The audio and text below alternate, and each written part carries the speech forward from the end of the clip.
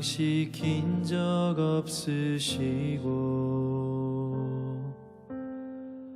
언제나 공평과 은혜로 나를 지키셨네. 하나님 한 번도 나를 실망시킨 적 없으시고 언제나 공평과 은혜로 나를 지키셨네. 오신실하신 주, 오신실하신 주, 내 너를 떠나지도 않으리라. 내 너를 버리지도 않으리라. 약속하셨던 주님, 그 약속을 지키사 이후로도 영원토록 나를 지키시리라 확신하네.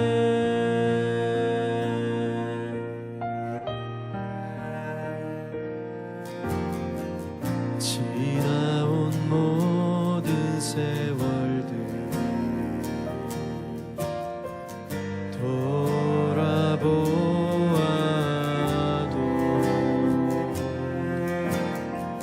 그 어느 것 하나 주의 손길 안 미친 것 전혀 없네. 오신실하신 주, 오신실하신 주, 내 너를 떠나지도 않으리라. 내 너를 버리지도 않으리라.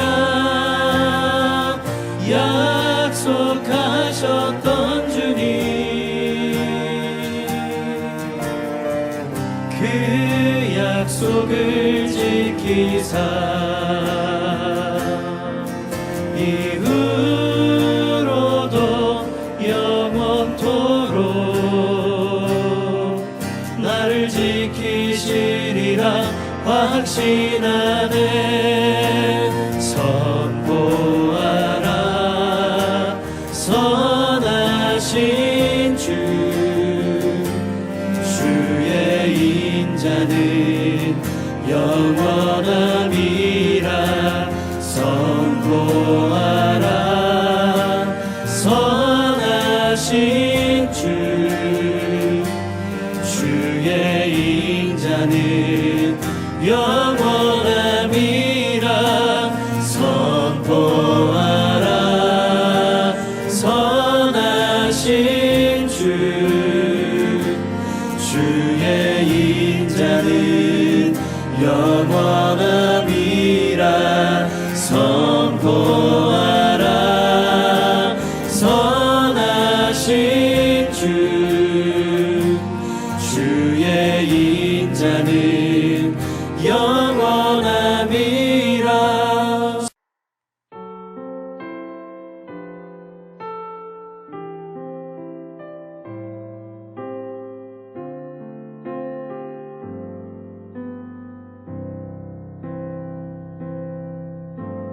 내 안에 가장 귀한 것 예수를 알미라.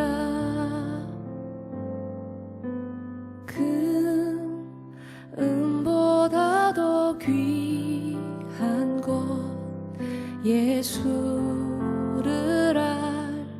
알미라. 세상 지식보다 귀한 것 예수를 알미라. 내 안에 가장 귀한 것 예수를 알미라. 예수의 이름 존귀한 그 이름 예수의 이름 능력의 그 이름.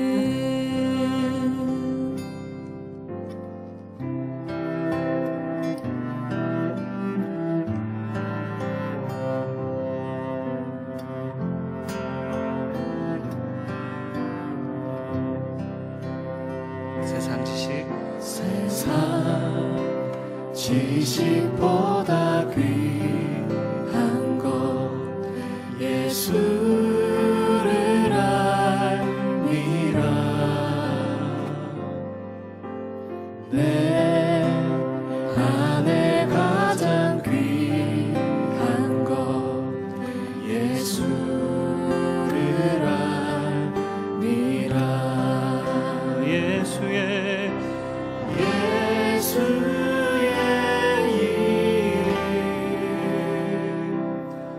존귀한 그 이름 예수의 이름 능력의 그 이름 예수의 이름 예수의 이름 존귀한 그 이름 예수의 이름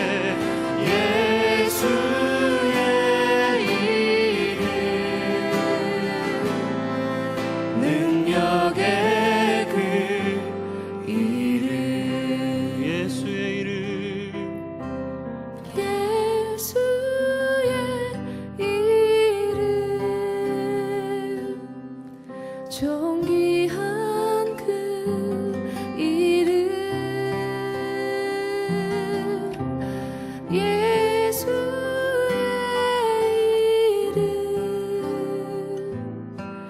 능력의 그 이름.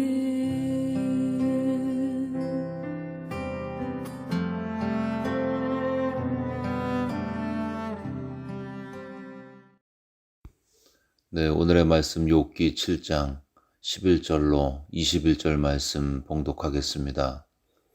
그런즉 내가 내 입을 금하지 아니하고 내 영혼의 아픔 때문에 말하며 내 마음의 괴로움 때문에 불평하리이다.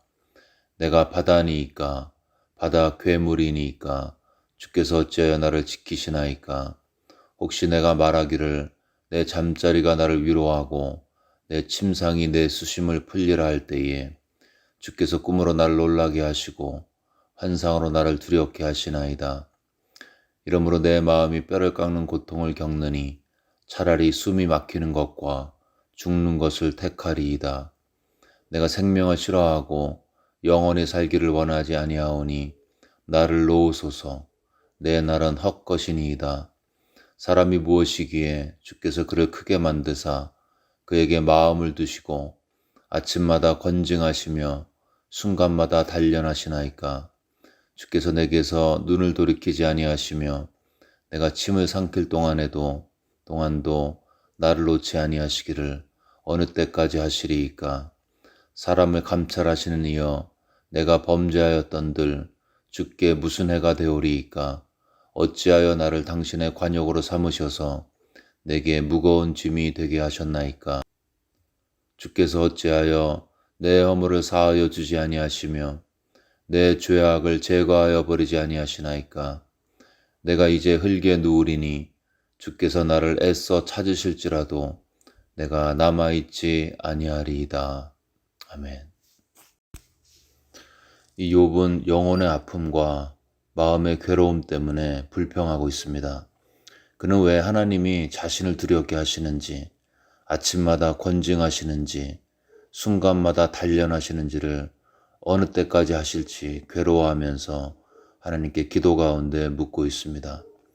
욥은 자신이 죄를 지었던들 그것이 하나님께 해가 되지 않는데 왜 자신의 허물을 용서하지 않는지 기도를 통해서 하나님께 질문하고 있습니다. 오늘 본문을 보면서 욥에게는 환난이었지만 이 환난 때에 욥에게 일어난 두 가지를 살펴보겠습니다.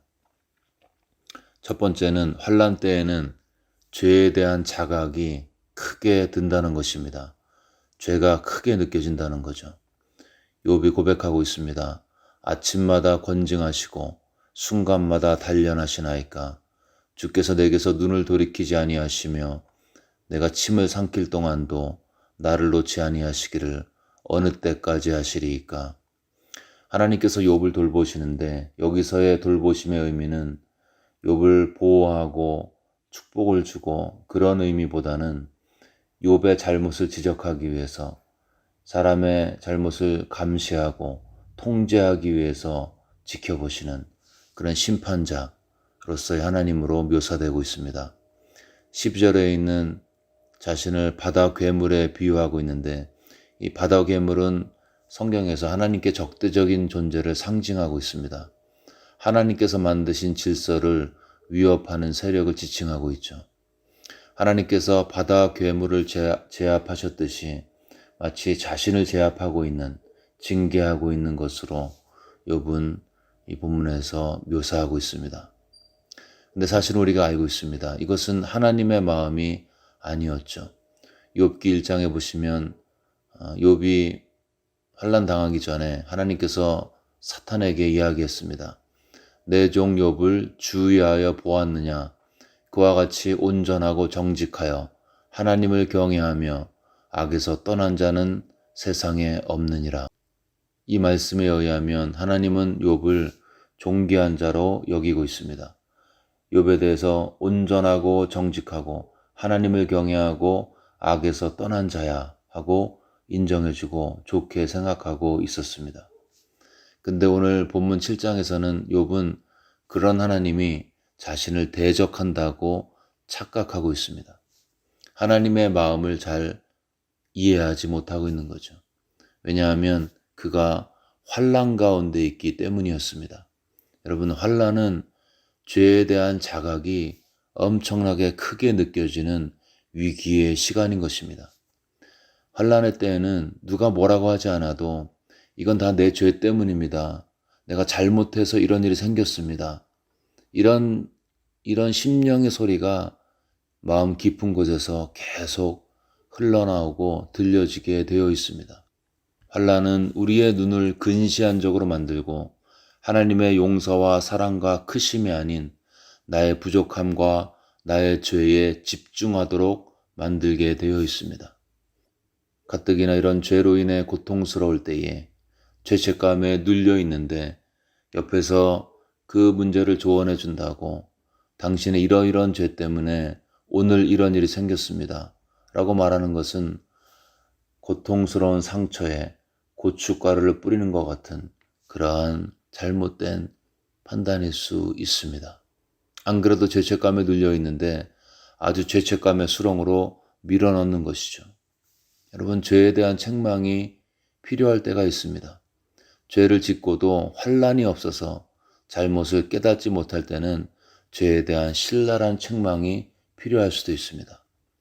다윗은 밧세바를 간음하고 우리아를 간접 살인하고도 자신의 죄를 깨닫지 못했습니다. 그럴 때는 나단 선지자의 책망이 필요하죠.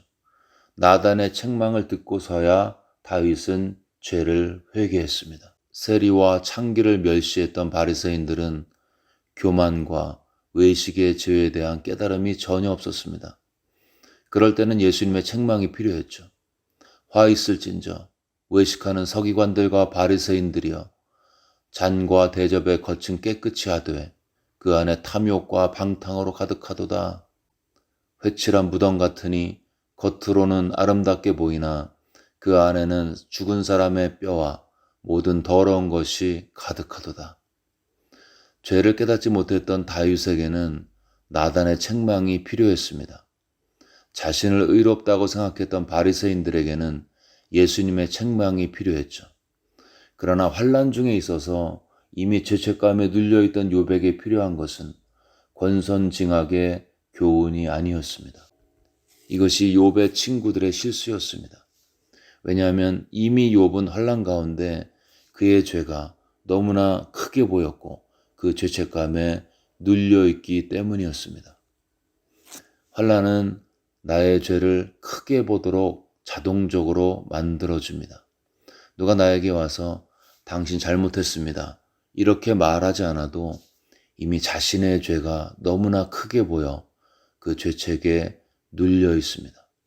여러분, 환난 중에 있는 사람이 주변에 있다면 가서 그 사람의 마음을 잘 들어주시기 바랍니다. 그리고 그리스도의 용서를 잠잠히 이야기를 해주시기 바랍니다. 환난 때에 이미 죄책감에 눌려 있는 사람에게 필요한 것은 더 큰 죄에 대한 책망이 아닌 것입니다. 그들에게 필요한 것은 주님의 용서와 회복의 복음이 필요합니다. 이게 예수님의 방법이었죠. 간음증에 잡힌 여인에게 책망하지 않았습니다. 나도 너를 정죄하지 않아 라고 축복을 하셨죠.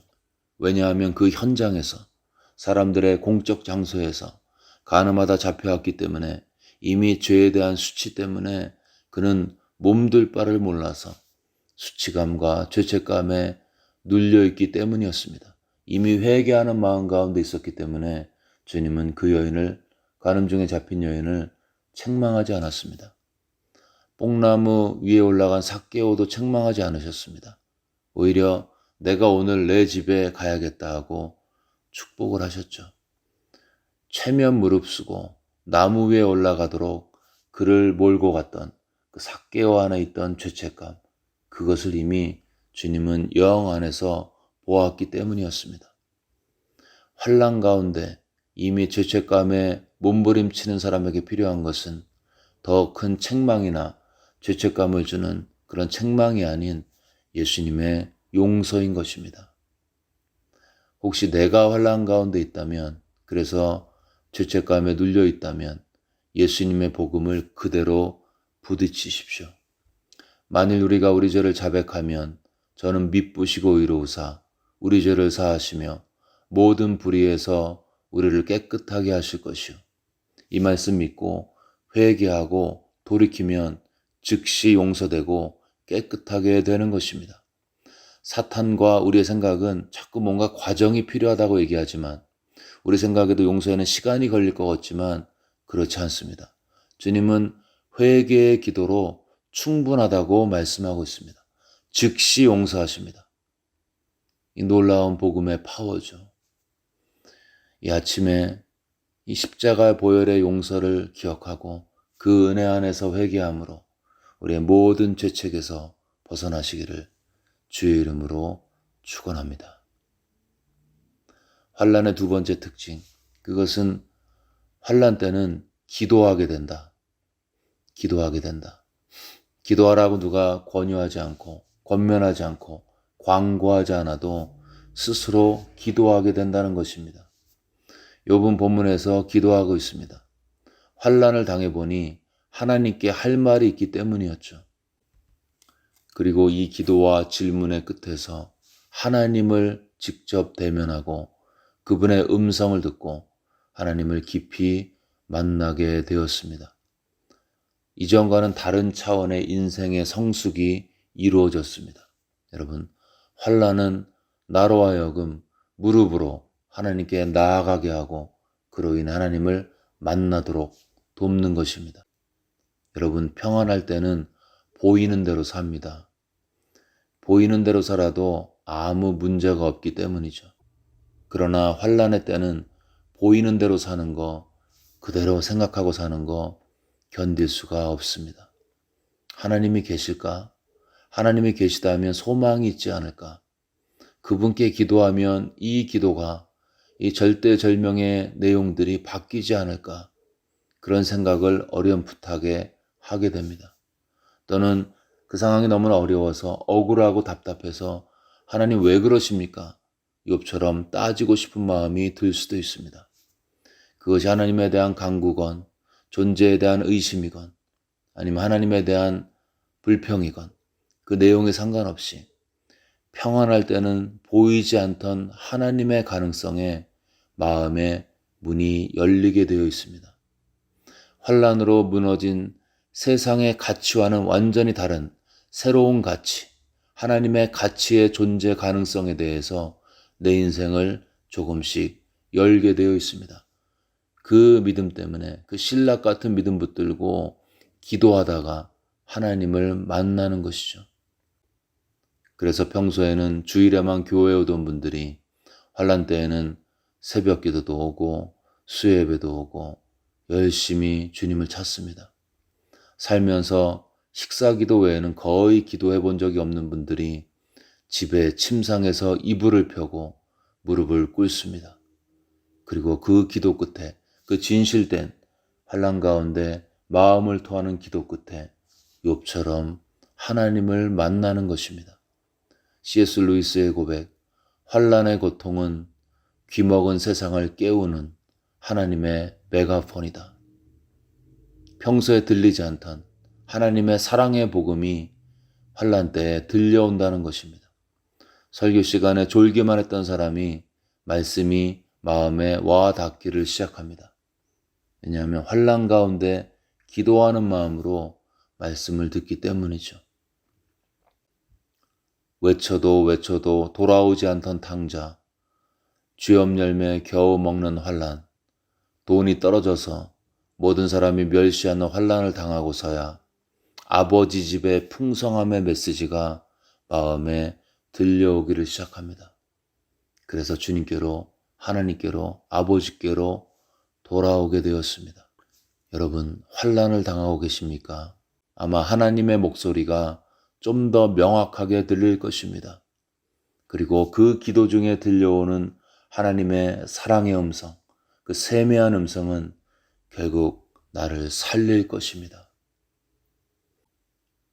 환난 때는 죄가 크게 다가옵니다. 그리고 환난 때는 기도하게 됩니다. 그 결과 하나님을 체험하게 되죠. 죄를 깨닫고 하나님을 체험하면 그 자체가 수지 맞는 일인 것입니다. 인생의 최고의 축복이죠. 이 땅에서 환난 없이 잘 먹고 잘 살다가 죽었는데 지옥 가면 여러분 그것보다 불쌍한 인생이 있겠습니까? 불꽃놀이와 같이 찰나적 즐거움 누리다가 영원히 지옥 가는 것보다 환난 중에 죄를 깊이 깨닫고 이 죄를 용서하신 예수님을 만나고 기도 가운데 하나님을 체험하는 축복이 진짜라면 환난은 축복인 것입니다. 미래의 축복을 가져다 줄 현재의 환난의 축복을 기억하면서 환난 중에 소망과 인내로 승리하시기를 주의 이름으로 축원합니다.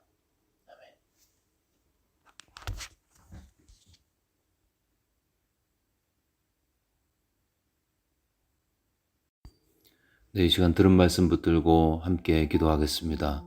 환난의 한복판에서 내 마음에 밀려드는 죄책감, 자괴감, 여러 가지 복잡하고 부정적인 그런 생각 속에서 이 죄와 저주와 사망을 무력화시키신 우리 예수님의 십자가를 만나기 위해서 기도에 무릎을 꿇을 수 있도록 그러한 믿음을 달라고 들은 말씀 마음에 품고 함께 간절히 기도하겠습니다.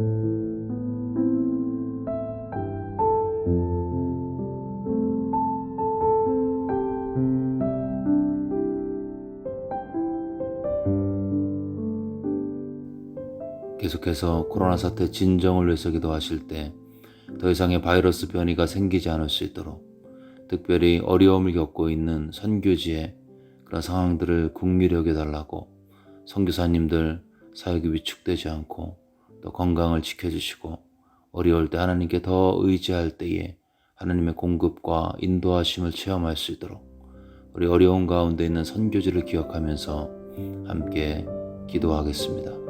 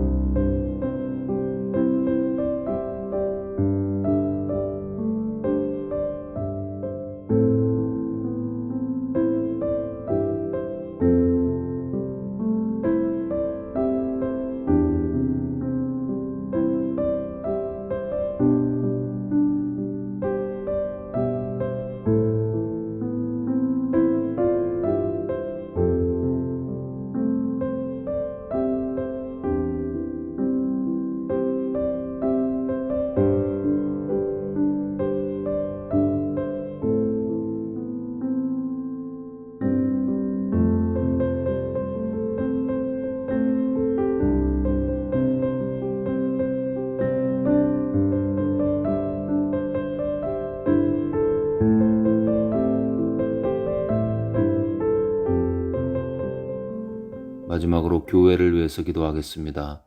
여러 모양으로 이루어지는 온라인, 오프라인 사역과 함께 해달라고 기도하겠습니다.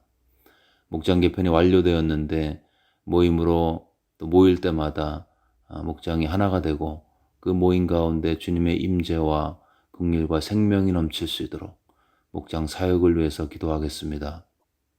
또 우리 주변에 몸과 마음이 아파서 힘들어 하시는 분들, 그분들의 이름을 불러가면서 마음에 품고 간절한 마음으로 함께 기도하겠습니다.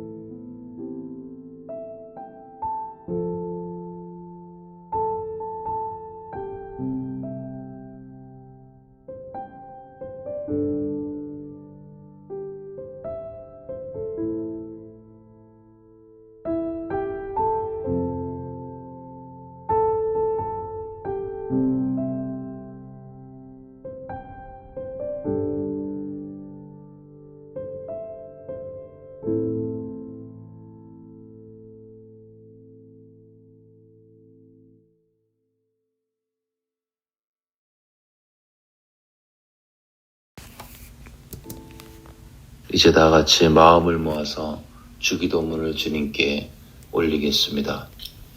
하늘에 계신 우리 아버지여, 이름이 거룩히 여김을 받으시오며 나라가 임하옵시며 뜻이 하늘에서 이루어진 것 같이 땅에서도 이루어지이다.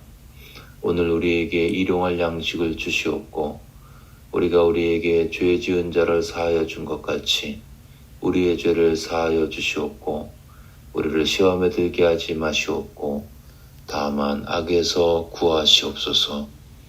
나라와 권세와 영광이 아버지께 영원히 있사옵나이다. 아멘.